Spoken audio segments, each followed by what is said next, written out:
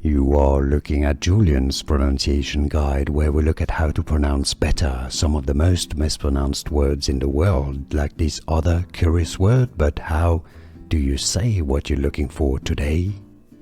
Let's learn once and for all how to pronounce this name and clarify the pronunciation. If you want to learn more names from the Bible, also philosophers' names, stay tuned. I've got more videos you're going to be wanting to learn from.